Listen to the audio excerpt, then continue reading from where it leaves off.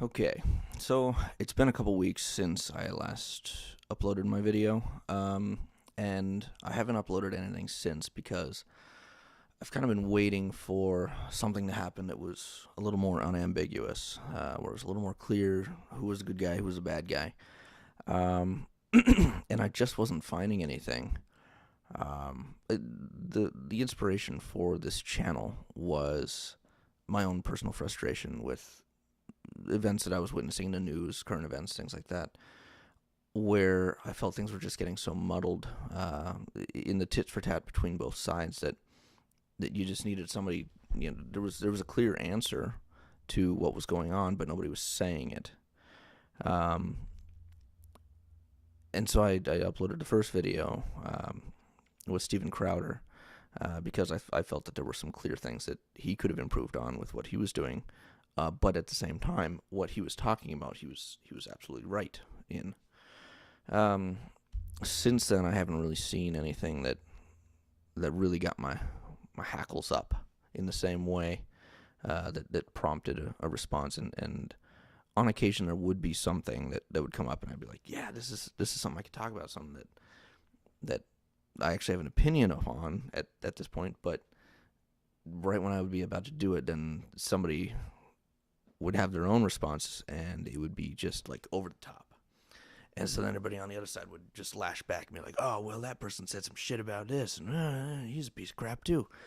So it was never like a clean dispute, something where I could be like, "Yeah, that's it. That's how it should be done. That person's absolutely right, and they didn't take it too far." It was never a good example. I'm starting to realize that the likelihood of finding such a white whale of an event is an unreasonable expectation in the current political climate. So, since the idea behind this channel is to just provide an example of rational discourse where, I could say, let's look at both sides and see who's right, see who's wrong. Maybe both people are a little bit wrong. Maybe one person's way more right than the other. If nobody else is going to give me an opportunity to do that, then maybe I could just pick something that I disagree with everybody, or not, and then provide that sort of exposition myself. Because I think that what happens so often is that people are so caught up in being right that they take it too far, and they don't acknowledge when their opponent might have made a good point, even if everything else they said was wrong, even if 99% of what they say is wrong. You got to give credit to the 1%, or else you risk looking like you can't recognize what's right.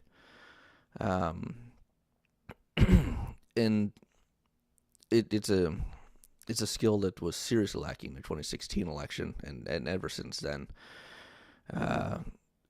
On the one hand, I wish that that people had been engaging in better discourse in 2016, but at the same time, I think that it provided an excellent example of what not to do, even if nobody else is going to listen to it. And it's just all gone downhill since then, honestly. I mean, it was ramping up before then, but that really brought the worms out of the woodwork. So, that being said, I'm just going to take it upon myself to say what I feel needs to be said, because fuck it, it's my channel. If you like it, great. If you don't, okay. That's all right. We could talk about it. Anyway. So, something that happened a few days ago. It's pretty much old news at this point, but I got nothing else to go on here.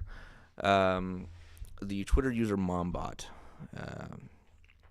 rage quit Twitter on Sunday. With some good reason, I think. I think it didn't necessitate that. I think what happened, and I'll get into that, didn't warrant that sort of response. Basically what happened was there were two YouTube dudes, one named Dan Olson, one named Justin Carmichael. Justin Carmichael killed himself back in 2014, and it was revealed that he had some sort of sexual harassment or did some stuff to some girls. I don't remember all the details. Basically, all the information that I have on this just came from Mombot's Twitter feed, and I looked at Dan Olson's and saw what he had to say too, and that was about all I know about this. I don't know who these people are. I don't really care. One of them sounds really gross, so there's that. But anyway, one of his victims came forward on Reddit and basically said, hey, this guy did this thing to me, and I didn't feel like coming forward about it because he had just killed himself, and I was afraid of his fans. And this person said that there were a couple people who came forward, actually, and she referenced another person who came forward and said that this person actually did come forward and say this happened on Justin Carmichael's fan site or something, and they tore her a new one and called her a bunch of names, and it's all very sad and disgusting. And so because of that, she herself didn't feel like she could come forward and say anything. So this whole thing blows up, and a lot of people are going into damage control on the SJW side of it, of course. And then this dude named Dan Olson, who a little bit knew Justin, had done a little work with him or something. Whatever. They weren't very well connected. He said, yeah, I kind of knew about it, but I didn't really know enough to go to the police. But the main justification he gave was that the victims didn't want anyone to come forward with the information. They didn't want anybody to bring it out because they were afraid of retribution. And in their words, from the fans. Excuse me. This isn't how Dan presented his defense. He said, I didn't come forward because they said that they didn't want anybody to bring it out because in a post-Gamergate world, well, let me see exactly what he said here. Let's see. After all, Justin functionally settled the issue himself, and there's complicated issues specifically when it comes to managing the risk factor that is the Gamergate crowd. So it sounds like a little bit of transference there of his own concerns, a little bit of his own fears that he put onto them that was the exact opposite of their own rationale. They were afraid of the SJW crowd who was siding with Justin Carmichael. They were afraid of his own fans. So is it kind of shitty of him to throw Gamergate under the bus about this? Yes, it is. He could have been a little more careful on that and thought through his own motivations for things. But in his defense, in defending himself, that is, he said that he didn't really know Carmichael at all before. He didn't know enough about it to really go to the police about it. Let's see.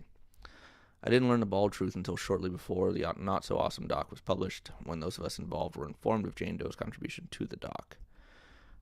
Years after his death, I had pieced together from various conversations that something was up, that he had done something, but the only thing I knew was that the actual involved parties wanted to let it be, and I didn't actually know anything. I had no details and no permission. I didn't know him, we weren't friends, we didn't talk, didn't hang out, didn't watch each other's videos, met a few times. Grand total of our conversations would fit in a tweet. I think that's a pretty fair self-defense. If I didn't actually know anything, then what is there to go to the cops with if you don't have anything? Like, you could just say, this dude is a pedophile or whatever he was. But it's just a wild accusation. He didn't have any evidence. I could see that being imprudent to do. So Mombot blows the whole thing up on Twitter and says, this guy's a piece of crap. He blamed Gamergate for what happened. He's covering it all up because he doesn't want Gamergate to besmirch his side's good name. Maybe that was part of his motivation. Maybe it wasn't. But I think in this case, as crappy as it was that he brought his own fears to the table and put them in the mouth of the victims of what happened, I think it makes some sense that he didn't go to the cops because he didn't know enough to go to the cops, and in his words, he didn't know anything until after the guy was already dead. So what's the point? That being said, Mombot has done a lot of great things on the Gamergate side of things, and I'm not happy to see her go. I think there's still a lot of good work out there to be done, and hope she comes back. But it doesn't look like it. She's been gone for a few days, hasn't said anything since her farewell tweet, so that's too bad.